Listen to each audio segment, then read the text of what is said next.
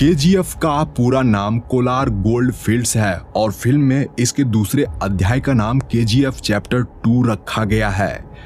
Yes यानी Rocky भाई को जिन्होंने हिंदी में आवाज दी है उनका नाम सचिन गोले हैं। आप उनकी एक झलक यहाँ देख सकते हो। Offer closes soon.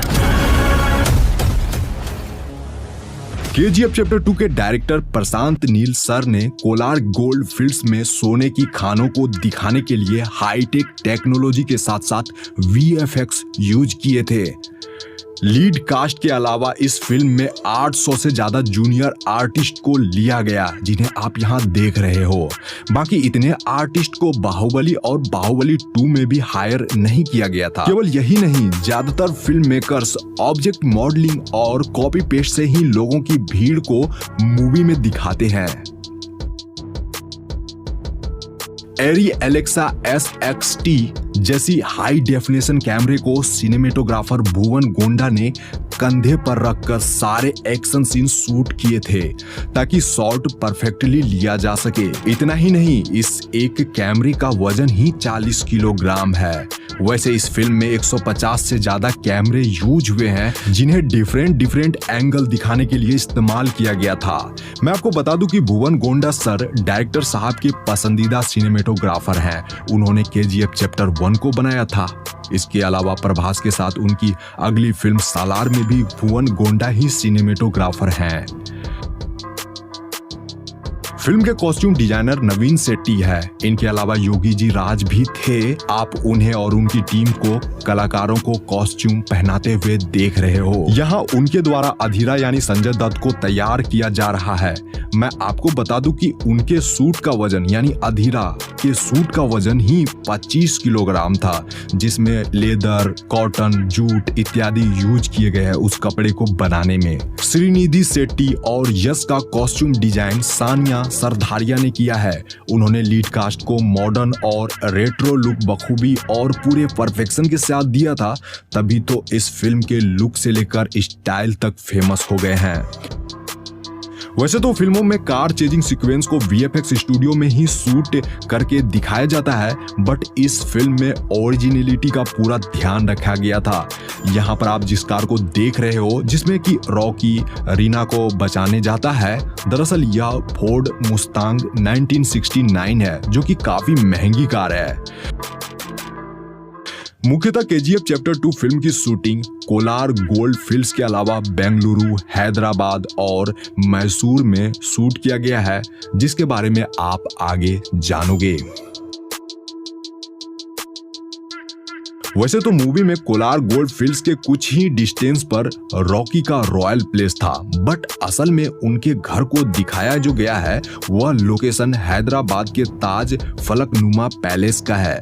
But film में हमें ये दोनों चीज एडिटिंग के जरिए एक साथ यानी अगल बगल में दिखाई गई थी। मूवी का यह सीन उस समय का है जब रॉकी को देखकर लगता है कि वह अब सब कुछ हार चुका है, बट वह इनायत अली से डील करने दुबई चला जाता है। तो वहां जो बीच वाली लोकेशन पर यह वाली शूटिंग आप देख रहे हो वह एक्चुअली इंडिया का ही लोकेशन है। कर्नाटक के पाडुकेरे बीच के मलपे में इस वाले सीक्वेंस की शूटिंग हुई थी। अब क्लाइमेक्स के इस सीन को देखिए। आपको क्या लगता है कि क्लाइमेक्स बनाना कितना डिफिकल्ट होगा? फिल्म मेकर्स ने अपने टोटल बजट का 15% हिस्सा क्लाइमेक्स के लिए ही बचा कर रखा था, यानी सिर्फ क्लाइमेक्स पर ही 12 करोड़ रुपए खर्च कर दिए गए थे। एंड लास्ट वाला फाइटिंग सीन है जहां पर अधीरा और रॉकी को लड़ते हुए दिखाया गया है, जो कि काफी दमदार फाइटिंग सीक्वेंस में से एक है। तो इस जगह पर दोनों ने दमदार फाइटिंग तो करी है, बट जानकर आपको अच्छा लगेगा कि इस एक्शन सीन के लिए ना तो यश और ना ही संजय दत्त ने कोई डबल बॉडी इस्तेमाल किया है,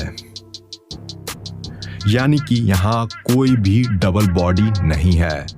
ब्यूटी पेजेंट श्रीनिधि जी, जिन्होंने इस फिल्म में रीना का किरदार निभाया है, जो कि रॉकी की वाइफ रहती है, यहाँ उन्हें आप बिहाइंड द सीन में देख रहे हो। वो अपने शॉट को खुद से देख भी रही है एंड वो काफी अच्छा फील कर रही है। और यह क्लिप होली का है। वह और उनकी टीम यानी केजीएफ टीम ने इस साल सेट पर ही होली खेला था। उन्हें गुलाल लगे हुए आप देख रहे हो।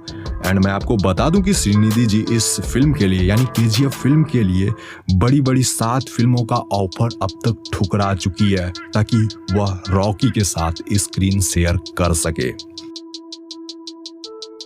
क्लाइमेक्स का यह धांसू सीन है जिसके शॉट्स और रील आजकल खूब वायरल हो रहे हैं। यह सीन फिल्म में आपको कुछ ऐसे दिखाया गया था।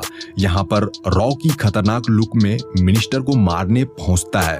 तो फिल्म में दिखाए जाने वाला यह सीन एक रियल लोकेशन का है, यानी कि इसे वीएफएक्स स्टूडियो में बनाया नहीं गया था, बल्कि यह लोकेशन मैसूर के इन्फोसिस कैंपस का है जो कि कर्नाटक में स्थित है। इस जगह पर AK-47 की ढेर लगी हुई है और यहाँ पर कुछ पुराने जमाने की जीप और एम्बेसडर कारें भी दिख जाएगी आप लोगों को। तो यह इसी शूटिंग लोकेशन का BTS है। यह इन्फोसिस कैंपस मैसूर का बाहरी एरिया है। इस जगह हैंडसम रॉकी भाई का प्राइम मिनिस्टर रमिका सेन से पहली मीटिंग होती है जिसका BTS आप यहाँ देख रहे हो। इस जगह पर रॉकी रेड कलर के सूट में नजर आए थे जो कि इन दिनों काफी ट्रेंड कर रहा है। इस तरह के कॉस्ट्यूम, इस तरह का आउटफिट आजकल लड़के खूब पसंद कर रहे हैं। यहाँ वो काफी हैंडसम लगे हैं। तो मैं आपको बता दूं कि यह इन्फोसिस कैंपस मैसूर के अंदर का ही एरिया है। पहले बाहर वाला एरिया जो आपको मैंने अभी दिखाया एंड ये उसके अंदर का है। ये काफी प्राइम लोकेशन है। आप इस जगह को देखकर भी खुद समझ सकते हो। आप लोग यह लोकेशन देख रहे हो, असल में यह KGF यानी कोलार गोल्ड फील्ड्स का लोकेशन है। इसी जगह पर मूवी का 50% हिस्सा बना है।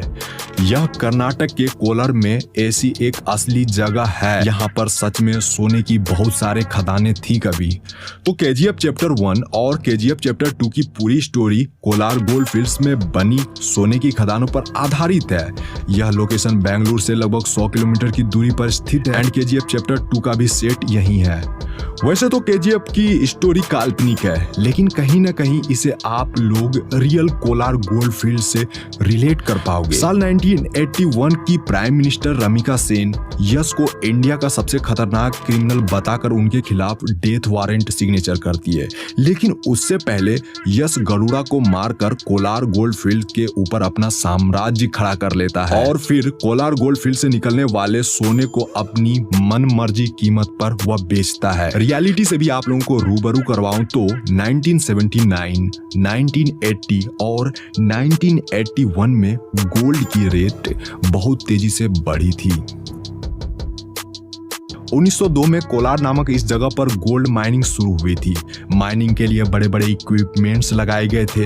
उस समय ब्रिटिश की हुकूमत थी जिससे कि उन्होंने भारत में गोल्ड माइनिंग के लिए एक डैम बनवाया जिसे कावेरी डैम कहा जाता है। तो इस डैम से काफी मात्रा में बिजली उत्पादन की जाती थी। मैं आपको बता दूं कि तब एशिया में कुछ ही चुनिंदा देशों में इलेक्ट्रिसिटी जैसी कोई चीज आई थी, जिसमें सबसे फेमस था जापानी पावर हाउस जो कि आसपास के देशों को बिजली प्रोवाइड करता था।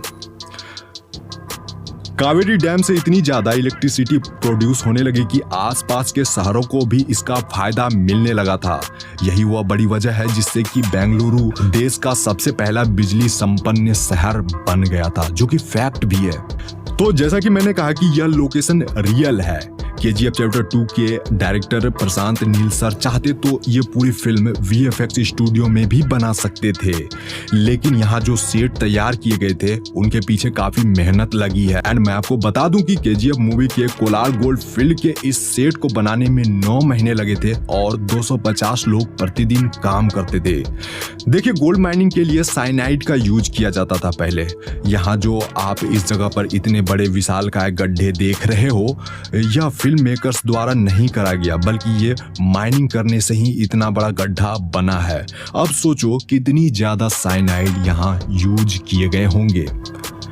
यहाँ तक कि इस जगह पर साइनाइड के पहाड़ भी बन गए हैं एंड उसकी धूल से फिल्म मेकर्स और क्रू मेंबर्स को काफी ज्यादा परेशानी का सामना करना पड़ता था।